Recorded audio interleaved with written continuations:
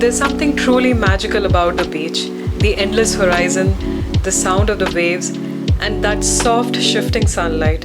I have spent a lot of time photographing beaches, especially in Goa and Thailand this year, and I have learned that capturing its beauty is as challenging as it is rewarding.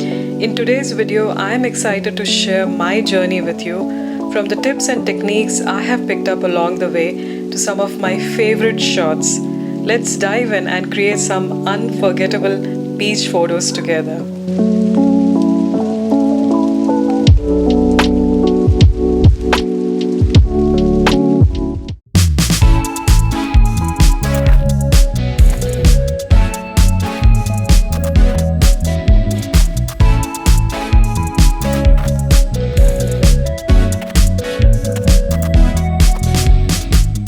Hey everyone, and welcome back to my channel. If you're new here, then I'm Anshu and I have been a photographer for over 15 years now. Now, I also started creating videos this very year, and I'm also going to be documenting a bit about my video journey. Now, today I'm very excited to talk about beach photography, which is one of my favorite genres of photography. Now, recently I had a chance to be in Goa and Thailand earlier this year, and along the way I picked up a lot of tips and techniques which is really ideal for shooting at beach location.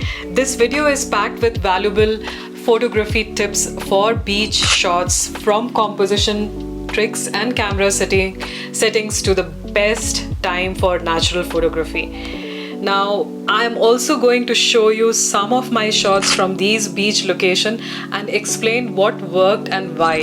Whether you're looking to capture serene landscape or just looking to create portraits, then this video has something for you. So next time when you're at a beach location, try to experiment with these tips and techniques, and you will be amazed on how better your beach photos are going to be. So let's get started.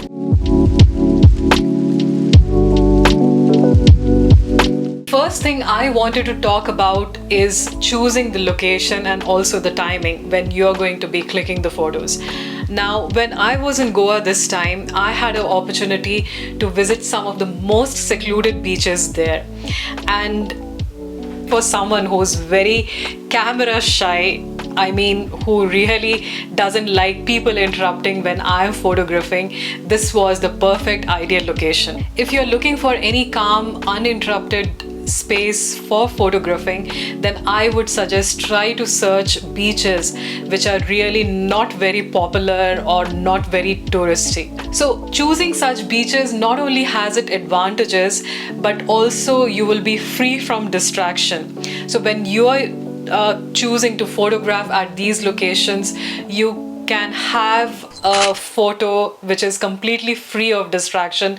That means you don't have any crowds in the background. Now, about the timing, so I have also explained this in one of my other videos. Try to shoot during that golden hour time, especially if you're doing a lot of portraits.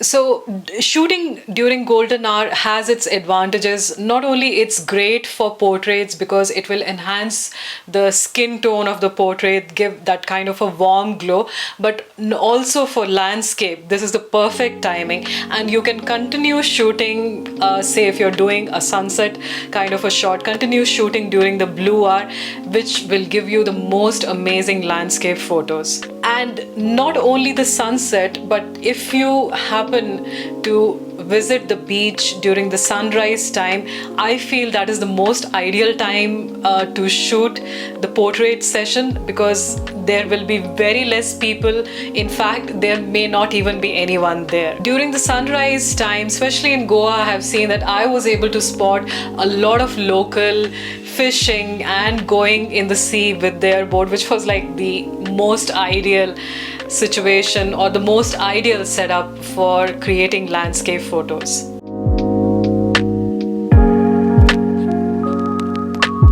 So let's talk about composition. When it comes to composition, I have a lot of tips regarding that.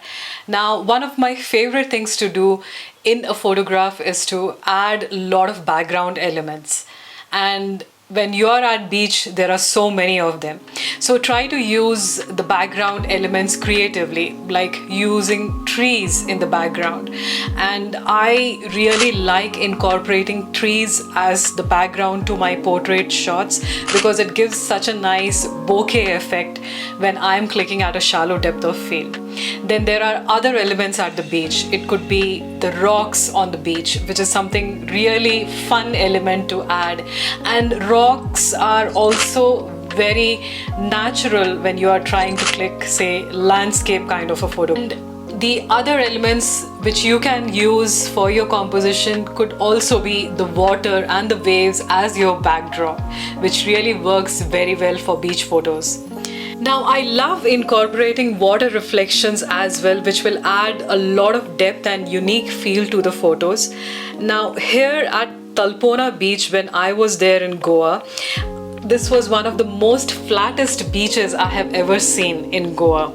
And the sand was so fine that it almost created like a shallow effect and the reflection as the sun was setting, and it was perfect for capturing that multi-dimensional effect.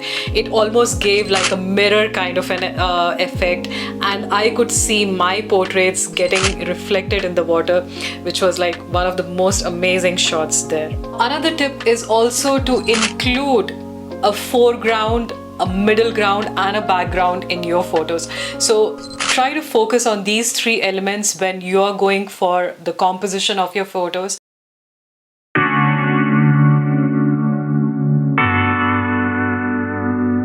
Now, the next thing which I wanted to talk about is essential camera gear.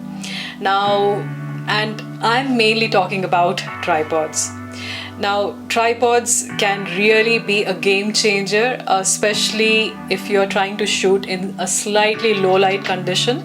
It will not only keep your camera steady, but also yield in sharper images, and especially it's very critical for videos. I know you may even ask, why not carry a gimbal, right? But I feel gimbal is a little tedious to set up, and if you're already bothered with so many things like the camera setting, the lighting, and choosing how to photograph your model, then gimbal may be the last thing you want to set up. But I feel setting up a tripod is really easier than setting up a gimbal. And even for videos, they will create a very steady shots, and that's one of the best advantages of carrying tripod. In fact, when I was in Thailand this time, I was carrying 2 tripods, but I was probably too shy to bring it on to my photo sessions, and I just didn't even happen to use them once. But this time when I was in Goa, I made it a point to take the tripod with me to the beach, and it really was a game changer. Especially for videos, I was able to incorporate myself in the videos where usually I'm always left out of the family videos or even photos. Tripods are also very great for taking photos, especially self-portraits.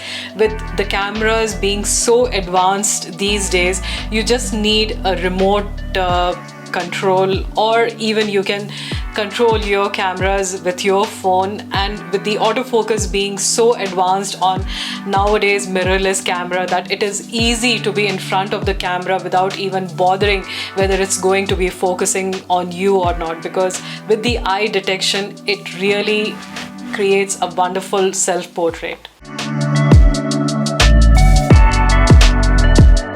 Now, next I wanted to talk and touch a bit about creativity when you're trying to click some beach photos. Now, there are 2-3 points which I really wanted to highlight for creative shots.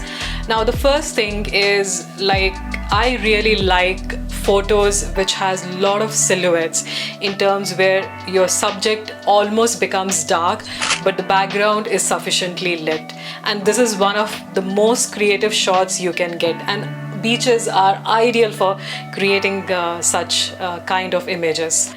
And another technique which I also wanted to talk about was backlighting.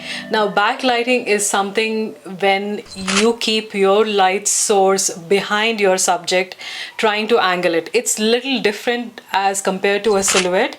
In backlighting, your subject is still perfectly exposed, but because it is being illuminated from behind like a setting sun, you will get that kind of a halo effect or the warm glow on your subject, which is really very creative photos in my opinion.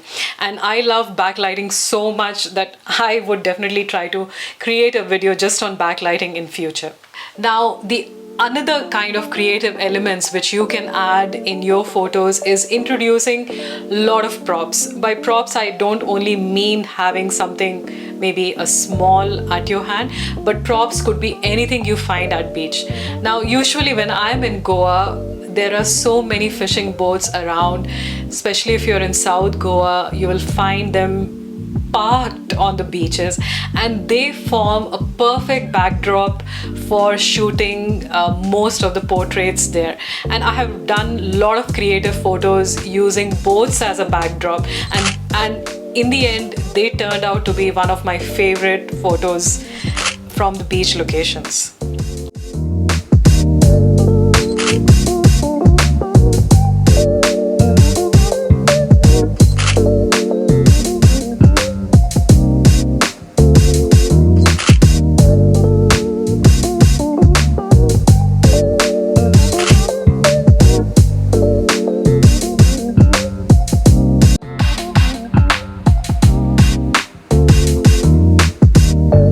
One last tip which I wanted to give you was about protecting your gear on a beach. Now, beaches can be really tough on your equipment, especially with the sand, the water, and even the moisture. It can create havoc to your camera system. So carrying some kind of a waterproof bag or is in case if it starts raining. And I have gone so far that I usually never change lenses on a beach. If I change the lenses on the beach, I'm exposing my sensor to both sand as well as dust and also water, which is not ideal for my camera. So what I end up generally doing is like I carry only one lens when I'm at a particular beach location. So for example, if I'm visiting a beach in the morning, I may end up taking my 35mm lens for that whole length of my beach photography. And in the evening, if I'm visiting a different beach, I would go with a slightly zoom lens, probably a 50 or even an 85, and just stick with one focal length for that whole session. So there you have it. These are my top tips and tricks for capturing beach photos, right from mastering the light to finding the ideal location to using creativity in your beach photos. Have you ever tried beach photography? Do let me know if you have tried it and what are the challenges you have faced. If you found these tips and tricks to be helpful, then do consider subscribing to my channel and give this video a thumbs up. I will see you next time in another video. Till then, happy clicking. See you. Bye.